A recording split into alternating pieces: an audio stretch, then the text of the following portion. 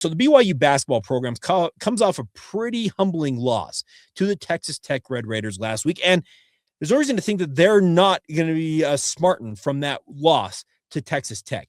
They had a 9-point lead with 9 minutes and change to go, and then allowed Texas Tech to go on a 32-10 run. And Kevin Young said it himself post-game. We got outplayed and we got outcoached down the stretch. And yes, for a coach, speaking of Kevin Young, that comes from the NBA, for him not to call a timeout in that run to try and break it up, because it's what the NBA does. These coaches, they are like instinctive. It gets like maybe a 5 to like 10-point run. Suddenly they're calling timeout to just end it.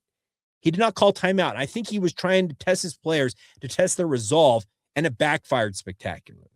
BYU struggled mightily in that final stanza of that game, and it's a humbling loss. But let me just say one thing. The sky is not falling for BYU basketball yet, everybody. A reminder for you guys. This juncture last year, BYU, do you remember the record was out of the chute in Big 12 play a year ago? Wait for it, 2-4. Right now, BYU's 4-1. They're in third place in the Big 12, tied for third place, I guess I should say, in the Big 12, and very much should expect to win on Saturday against Utah. They should be in a really, really strong position coming out of the first third of the Big 12 slate, because it's an 18-game schedule in the Big 12 this year, and that first third wraps up Saturday when BYU takes on Utah. BYU gets out of here at 5-1. That is completely different than when they were 2-4 a season ago. I think a lot of us, and I had some thoughts Saturday night that I was maybe a little too hasty in saying, hey, this BYU team's struggling. And yes, there are a lot of things they can improve upon, and I've got some thoughts we'll get to momentarily. But understand, this is a squad. Remember, they came out of the chutes last year struggling mightily, 2-4 in Big 12 play. And right now, the first 6 games of the Big 12 slate, they should be 5-1. Yes, they have been through the soft part of the Big 12 schedule. They have the likes of Arizona coming up on Monday night. Yes, there's going to be another Texas Tech matchup at the end of the season. They're going to face a team like Kansas out there in Lawrence. There's some really, really tough games remaining.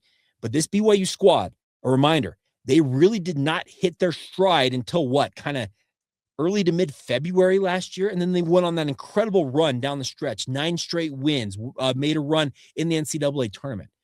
There's no reason to panic at this juncture about this BYU basketball team if you're panicking. Yes, you're probably wondering, well, they're so reliant upon their big 3. Yeah, they are, because guess what? Those are the best 3 players that they've got. But I understand why the angst exists for this BYU basketball team, but I want to encourage you not to overreact too much right now.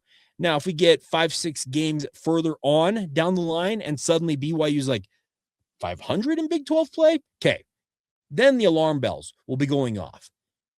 There are a few things I think BYU needs to work on. Number one, they have got to find a way to unlock AJ Dybantsa. And the biggest thing to unlock AJ Dybantsa's game is he likes to work a lot in the mid-range, and especially going into the restricted area and shooting that mid-range jumper.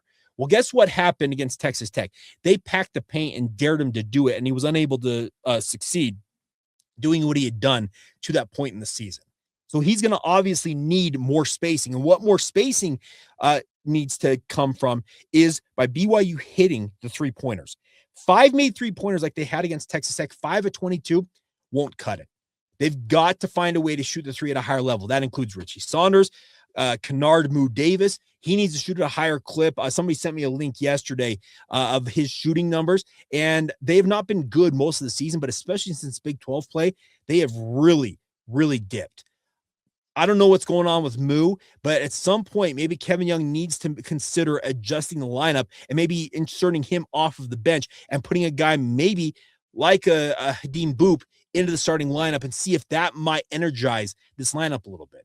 I'm not saying you need to do it right now, but if the numbers continue to trend the way that they're trending for a guy like Davis, you may consider that. But you have to find spacing, because the way that AJ, Rob Wright, when they attack the rack, speaking of the rim, their only way to have success in that is to not have 2 and 3 defenders right there waiting for them like Texas Tech was able to do. That is going to require, I said, Richie, Rob, AJ, whether it's Moo Davis, Hadeem Boop, Tyler Morus, on down the list, Mihailo Boskovic, they've got to start shooting the 3 at a higher clip. And I'm not saying they need to make 50%, but you can't make 5. You make 5, you're going to find yourself losing more often than not. Another thing that I want to see from BYU is I want to see them continue to defend the 3 at a higher clip. Yes, I know that JT Toppin had made 3 or 4 or 5 threes all season long. He made 3 of 4 against BYU. Yes, the law of numbers, as we like to use on DJ and PK on the KSL Sports Zone, didn't really match up with that. But understand that BYU has struggled to defend the 3 for a long time, essentially since Kevin Young came to BYU, and even before that, they have struggled to defend the arc, and they've got to be better about that. And it requires individual motivation to go out there. Playing defense in high Division I basketball is not easy. It requires a lot. I mean, a lot of effort. And there's not a lot of guys who want to put in that level of effort. One of my favorite things about guys like Richie Saunders is he always puts in that effort. Other guys on this roster can learn from him and see how he goes about defending. Yes, you want to save your energy for offense. I understand all of that. It's human nature to want to score, but if you want to win at the clip that this BYU basketball team has aspirations of winning at, you've got to be able to defend, and you've got to be able to defend at a very, very high level. There are going to be far, far better teams than Texas Tech upcoming as soon as Monday night when number 1 Arizona comes into Provo, Utah.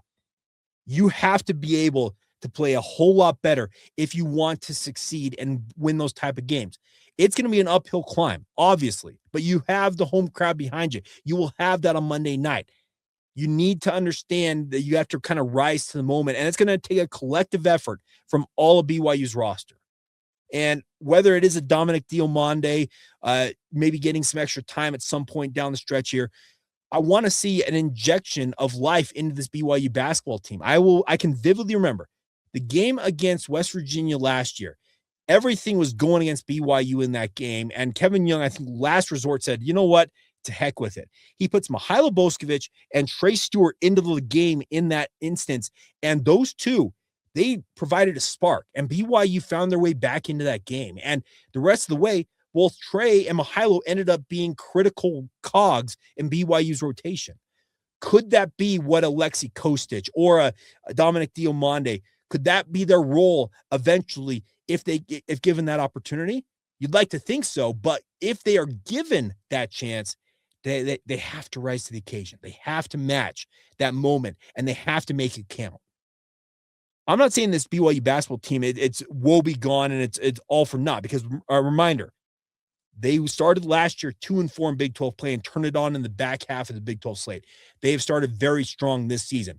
One loss does not portend that BYU is going to struggle the rest of the year. You lost a game on the road at one of the more difficult places to win in the Big 12 and against a ranked opponent. It happens. Brush it off. Get back to work this week. Find some options off the bench. That's another thing. Is BYU's bench unit needs to be far more impactful than it has been, and hope that starting with Utah on Saturday, you're finding a way back into being kind of the dominant form that led you to a 13-game win streak. This is not a bad BYU basketball team. They are far, far from that. And one loss does not say that they are going to struggle the rest of the way. They have got all of the opportunity in front of them going forward. So let's have a little faith that Kevin Young and company will get it figured out. All right, that's going to do it for today's edition of the show. Hope you guys are all doing fantastic out there. Thank you for bearing with my voice. But as always, thank you for being here, making it a part of your day, making it, in fact, your first listen of the day, as we like to say. Go make your second listen either Locked On College Football or Locked On Big 12. It's a great way to get caught up on all the things going on in the Big 12. Indiana's winning the national title game. Spencer McLaughlin will have that for you guys on Locked On College Football. And as always, thank you for being here on Locked On Cougars. So until tomorrow, everybody, have a great rest of your day. And, of course, come back and be an everydayer right here on the Locked On Cougars podcast.